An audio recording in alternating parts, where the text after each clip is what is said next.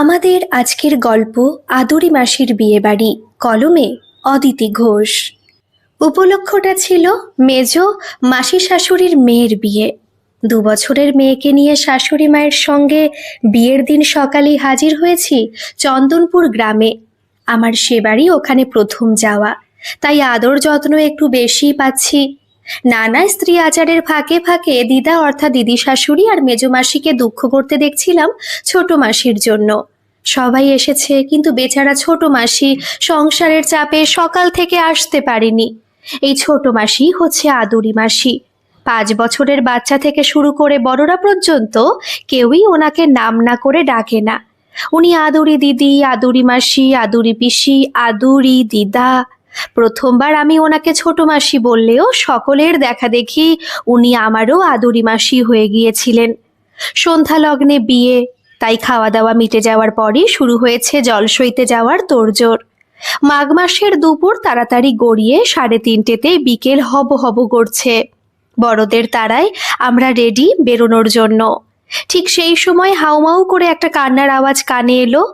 সঙ্গে মেজদি রে বলে গলা ছাড়া ডাক। সবাই পড়ি কি মরি করে সদর দরজার দিকে ছুটলাম। দিদা হন্তদন্ত হয়ে সবাইকে ধাক্কা দিয়ে এগিয়ে গেলেন। আরে এ যে আমার আদুরির গলা! দিদার অনুমান একেবারে ঠিক। ততক্ষণে বগলে ব্যাগটা চেপে ধরে দরজায় এসে দাঁড়িয়েছে সকলের আদরের আদুরি মাসি। যদিও তাকে শনাক্ত করতে অন্য সকলের বেগ পেতে হয়েছিল, তবুও দিদার ভুল হয়নি গর্ভের সন্তানকে চিনতে। পা থেকে মাথা পর্যন্ত নদীর পলিমাটিতে মাখামাখি হয়ে দাঁড়িয়ে আছে আদুরি মাসি। পরনের জরিপার পিঙ্ক কালারের তাঁতের শাড়িটার অস্তিত্ব খুঁজে পাওয়া দায়। কাদা মাখা মুখটার ভেতর থেকে চোখ দুটো পিট পিট করছে। কিন্তু আশ্চর্যের ব্যাপার এটাই যে এইরকম সঙ্গীন অবস্থার মধ্যেও আদুরি মাসির ব্যাগটা তেমনই ভাবে ক্ষতিগ্রস্ত হয়নি। তারই অবস্থা কি করে হলো যখন কেউ বুঝে উঠতে পারছে না, ঠিক তখনই ওই বাড়ির কাজের বউ ক্ষান্তমণির দিকে সকলের চোখ গেল। সে জানালো নদীর ধার থেকে সেই সঙ্গে করে নিয়ে এসেছে আদুরি মাসিকে। তবে তার একটাই দুঃখ, মানুষটার হাঁটতে কষ্ট হচ্ছে দেখে সে ব্যাগটা নিতে গিয়েছিল, কিন্তু তাকে বিশ্বাস করে ব্যাগটা দেয়নি আদুরি মাসি। দিদা বললেন ও তোকে চিনতে পারেনি, তাই এসে যখন পড়েছিস তুই ওকে কলতলায় নিয়ে গিয়ে একটু পরিষ্কার করিয়ে দে, আমি গরম জলের ব্যবস্থা করছি। সব কথা পরে শুনবো, এখন যারা জল সইতে যাচ্ছিলে তারা চলে যাও। কি নিশ্চয়ই ভাবছেন একটা মানুষের এরকম করুণ অবস্থা দেখে হাসি আসে কোত্থেকে। এবার তাহলে আদরি মাসির নিজের ভার্সানে শোনা যাক কাদায় পড়ার বৃত্তান্ত। জলসোয়া পর্ব মিটিয়ে সবাই বসেছি আদরি মাসিকে ঘিরে। উনি আহারান্তে মুখে একখিলি পান ভরেছেন। অবেলায় শ্যাম্পু করা এক পিঠ ভিজে চুল বিলি কেটে শুকোনোর জন্য দুদিকে বসে পড়েছেন দিদা ও মেজো মাসি। একটু দূরে খান 10 চেয়ার নিয়ে বসে পড়েছেন পুরুষেরা। দিদা বললেন, তুই কি নৌকো ভাড়া করে এসেছিস? আদুরি মাসি বললেন, আরে না, তবে শোনো সব বলি। বড় ছেলে বলল, এবেলা আর যেতে হবে না তোমাকে, বিকেল বেলায় 3টে বাইকে করে সবাই চলে যাব। আমি বললাম, হ্যাঁ রে, সে কি কথা, নিজের বঞ্ঝির বিয়েতে পরের মতো সন্ধেবেলা যাব? সেটা হবে না। শেষে তাপস বাসে তুলে দিয়ে গেল। 50টা টাকা হাতে দিয়ে বলল যেন নেমেই রিক্সা করে নি। আমি জানি এখানের ভাড়া 1 টাকা, অথচ রিক্সাওয়ালা বলে কি 5 টাকা চাই। ভ্যানগুলোর কাছে গেলাম, সে ঘাটে পড়া মিনসেরাও একজোট হয়ে বলে কি 1.5 কিলোমিটার রাস্তা, 5 টাকার কম কেউ যাবে না। মাথায় রাগ চেপে গেল, আমাকে অবলা পেয়ে তোরা ঠকাবি? আমি হেঁটেই যাব, বড় রাস্তা ধরে আসতাম। তারপর ভাবলাম মাঠের আলপথ দিয়ে গেলে তাড়াতাড়ি হবে। মেজো মেসোমশাই বললেন, অত বড় ব্যাগটা নিয়ে তুমি হেঁটে আসার কথা ভাবলে কি করে? আদুরি মাসি দমবার পাত্রী নয়, বললেন, এলাম তো, এরপর আর কথা চলে না। দিদি বললেন, বাস থেকে নেমেছিলি কটায়? কেন 12টায়? 1.5 কিলোমিটার রাস্তা হেঁটে আসতে 3.5 ঘন্টা লাগলো।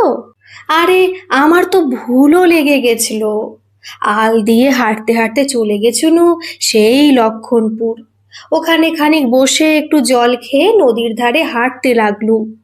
মাসতুতো দেওর বলল, সর্বনাশ, তার মানে তুমি মোট 7 কিলোমিটার ওই ব্যাগ নিয়ে? বীরাঙ্গনার মতো গলা তুলে আদুরি মাসি বললেন, তাহলেই ভাবো আমি পুরুষের কান কেটে দেওয়ার হিম্মত রাখি। মেজো মশাই বললেন, সে তো দেখতেই পাচ্ছি। তা দকে পড়লে কি করে? আরে দিব্যি আসছিলাম নদীর ধারে ধারে, হঠাৎ কোত্থেকে একটা হুমকো দাড়িমুখো মিনসে এসে পিছু নিল। আমার ব্যাগের নিচের হাড় বালা চূড় রয়েছে, তার উপর সঙ্গীতার জন্য কেনা হাড়, জামাইয়ের জন্য আংটি, সবই ওই ব্যাগে। সে মিনসে বড় বড় পা ফেলে এগিয়ে আসছিল, তাকে পেছন ফিরে দেখতে গিয়ে পড়লাম দকে। মাসতুতো দেওর রনিত বলল, কিন্তু তোমার ব্যাগে তো এক ফোঁটাও কাদা লাগেনি, এটা কি করে হলো? ব্যাগটা দাড়ি মুখো ধরেছিল যে। অন্য কেউ কিছু বলার আগেই মেসোমশাইয়ের ভাই হো হো করে হাসতে হাসতে সকলের মধ্যে এসে দাঁড়ালো।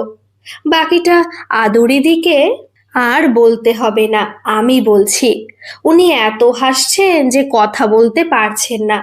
সবাই বাকিটুকু শোনার জন্য মনে মনে ঝটফট করছি।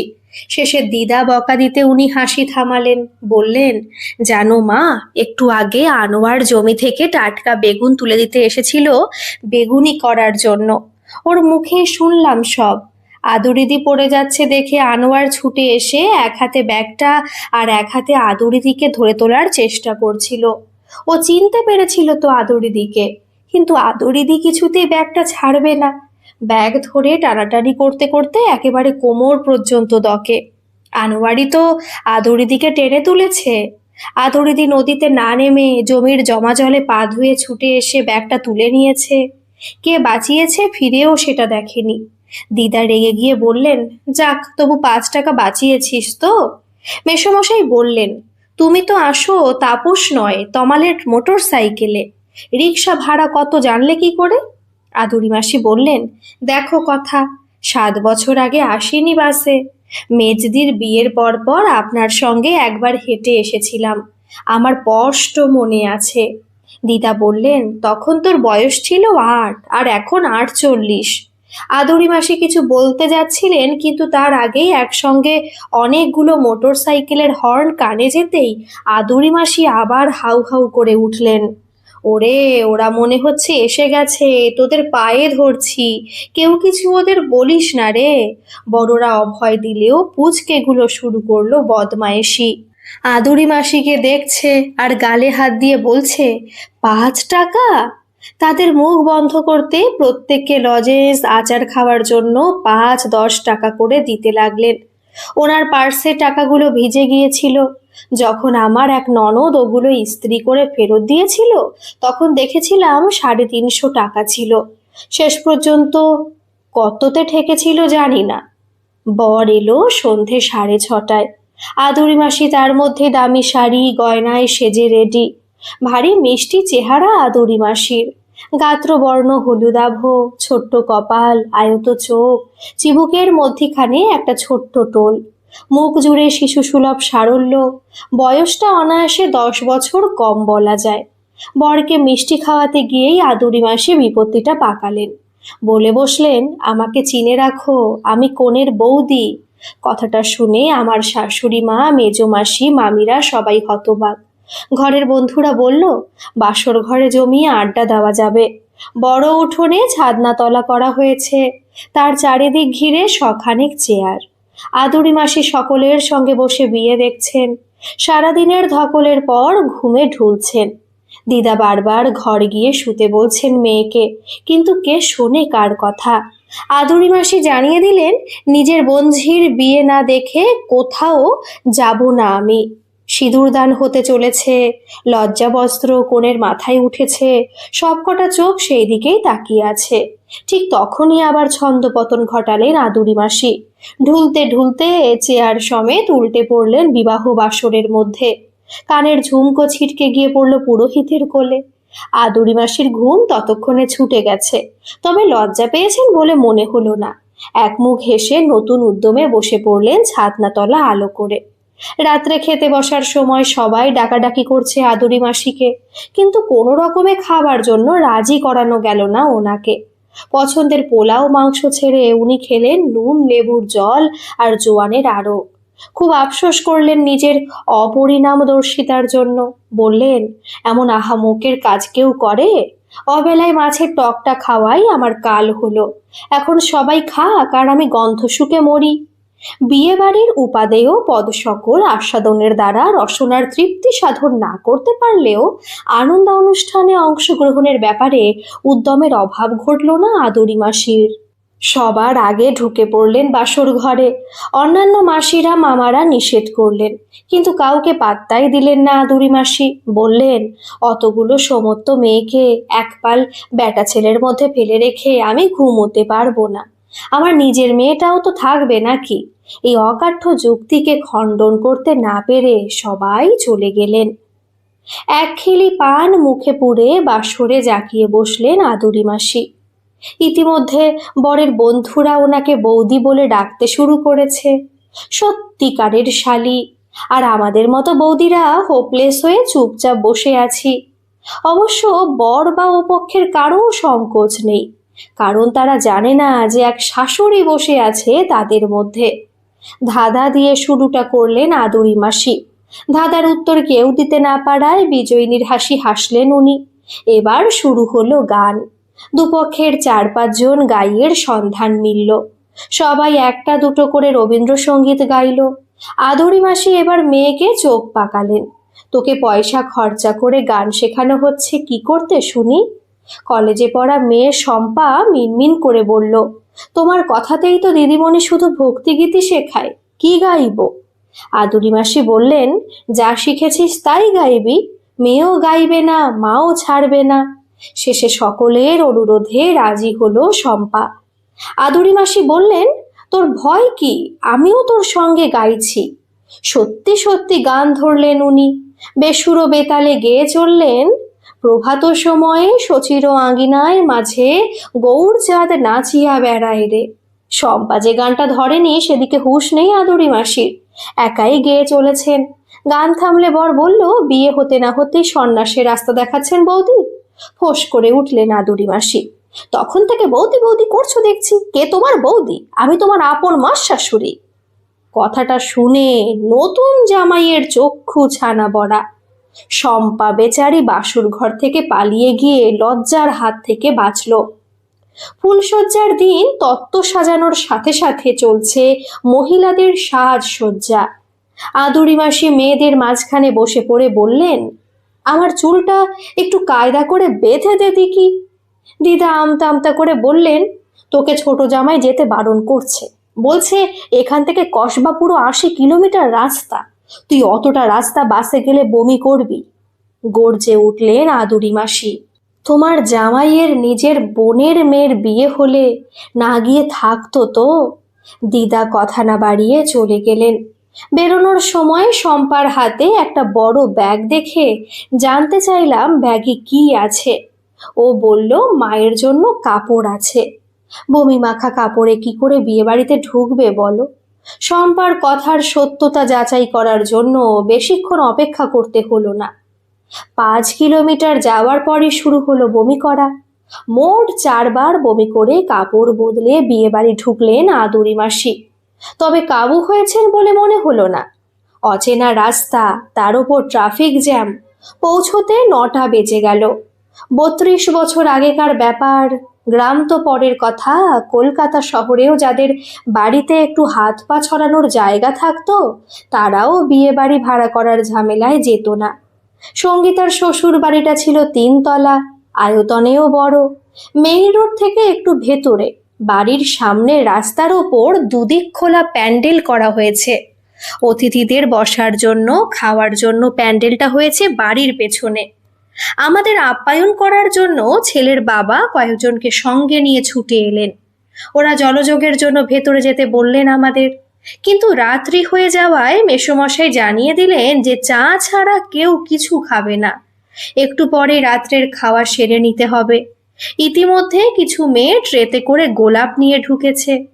এক টুকরো করে ঝাউ পাতা দিয়ে বাঁধা জোড়া গোলাপ সকলের হাতে দিয়ে ওয়েলকাম জানাচ্ছিল ওরা।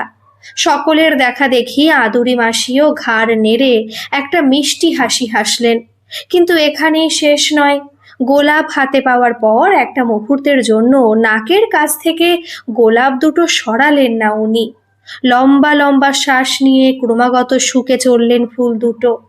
এই অবস্থাতেই এক পা করে পিছু হাঁটতে হাঁটতে গিয়ে পড়লেন প্যান্ডেলের শেষ প্রান্তে পড়ে থাকা সরু ড্রেনটায়। ড্রেনটায় জল ছাড়া কিছু ছিল না বলে অঘটন তেমন ঘটল না, তবে শাড়ির নিচের দিকটা ভিজে গেল। নিজেই ধড়মড় করে উঠে পড়ে বললেন, মৌলজা, ড্রেনের ওপর প্যান্ডেল করেছে তা কে জানে। মরণ হোক কলকাতা শহরের, এর চেয়ে আমাদের গ্রামই ভালো। চা কফি স্ন্যাক্স চলে এসেছিল। তমাল ইশারায় আদরি মাসিকে চা নিতে বলল, কিন্তু কে শোনে কার কথা। কফির কাপে তুলে নিলেন উনি। তারপর যেটা হওয়ার ছিল সেটাই হলো। ক্যাটারারদের সামনে মুখ থেকে কফি উগলে দিয়ে বললেন, আরে ছ্যা ছ্যা, এই পোড়া চা কেউ খায়? ক্যাটারাররা ওর দিকে তাকাচ্ছে। তমাল উঠে গিয়ে মায়ের কান বাঁচিয়ে বলল, আপনারা কিছু মনে করবেন না, ওনার স্ক্রু ঢিলা আছে। হাসতে হাসতে সকলের পেটে ব্যথা হয়ে যাওয়ার উপক্রম। আদুরি মাসি সেদিকে ভ্রুক্ষেপ না করে বললেন, হ্যাঁ রে, তোদের চাগুলো পোড়া লাগছে না? সবাই ঘাড় নেড়ে না বলায় উনি ঠোঁট উল্টে ভেঙচি কাটলেন। নৈশ ভোজে এলাহি আয়োজন। আদুরি মাসি মনের সুখে মাটন কারি সহযোগে পোলাও খাচ্ছিলেন। মাংসের পিসটা চিবুতে চিবুতে পাশে বসা ছোট মামাকে উদ্দেশ্য করে বললেন, হ্যাঁ রে ভাই, মাংসটা এত শক্ত লাগছে কেন? সাউন্ড বক্সে ওয়েস্টার্ন মিউজিক বাজছে, সেই শব্দকে অতিক্রম করে কথা বলতে গেলে সকলের কানে যাবে। তাই ছোট মামা বললেন, চুপচাপ খেয়ে নে। কি বললি? কিসের মাংস? মামা বিরক্ত গলায় বললেন, ধুত্তর। আদুরি মাসি গলার জোরে চেঁচিয়ে বললেন, কি বললি? শুয়োর? ব্যাস, আর কোনো কথা না শুনে আদুরি মাসি অক অক করতে করতে উঠে পড়লেন। ক্যাটারাররা ছুটে এলো। একজন ঝুঁকে পড়ল পাতের ওপর। Any problem? ছোট মামা অপ্রস্তুতের এক শেষ। ম্যানেজ করতে বললেন, আসলেও মাটন খায় না তো। ক্যাটারার ছেলেটি আদুরি মাসির পাতের অর্ধভুক্ত মাংসের পিসটার দিকে অর্থপূর্ণ দৃষ্টিতে তাকাতেই ছোট মামা অন্যদিকে মুখ ফেরালেন। ছেলের কাকা এসে বললেন, ওনার প্লেটটা সরিয়ে অন্য প্লেট দাও। এবার ভুল করো না, মাংস নয় মাছ দেবে। আদুরি মাসি আবার বসলেন টেবিলে। ক্যাটারারদের মধ্যে একজন কিছু বলতে যাচ্ছিল, অন্যজন তার হাত ধরে টান দিল। তমালের অনুকরণে ইশারায় বলল, স্ক্রু ঢিলা। আমরা সবাই মনে মনে তমালের বুদ্ধির প্রশংসা করলাম। রাত 12টা বাজতেই আমাদের বাস ছেড়ে দিল। এবার আদুরি মাসিকে নিয়ে কোনো বিপত্তি হলো না। উনি বাসে উঠেই কম্বল বিছিয়ে গায়ে শাল চাপা দিয়ে শুয়ে পড়লেন। এক ঘুমে বাড়ির দরজা। বাস থেকে নেমেই আদুরি মাসি আবার চেঁচামেচি শুরু করলেন, ওরে, আমার নতুন জুতোগুলো কে সরালি? জুতো রহস্য উদ্ঘাটন হলো আরও কিছুক্ষণ পর। জানা গেল, বাস ছাড়ার আগের মুহূর্তে পাত্রপক্ষের একজন এসে খবরের কাগজ জড়ানো চটি দুটো দিয়ে গিয়েছিল মেজমাসির দেওরের হাতে। এও জানা গেল, চটি দুটো ওখানে গিয়েই খুলে রেখে খালি পায়েই হাঁটাহাঁটি করেছেন আদুরি মাসি। পরের দিন বিকেল 3টের সময় আমরা চলে আসার জন্য রেডি হচ্ছি, রিকশায় এসে গেছে। আদুরি মাসি ও মেসোমশাইয়ের মোটর বাইকের ব্যাক সিটে চেপে বসেছেন। মেজমাসি হন্তদন্ত হয়ে এসে বললেন, অষ্টমঙ্গলায় আসবে কিন্তু আদৌ। এক মুখ হেসে আদুরি মাসি বললেন, না এলে কি হয়, আমার হাতের পিঠে খেতে সঙ্গীতা যে বড্ড ভালোবাসে। ছোট মেসোমশাই বাইকে বসেই কপাল চাপড়ালেন, উফ, আবার।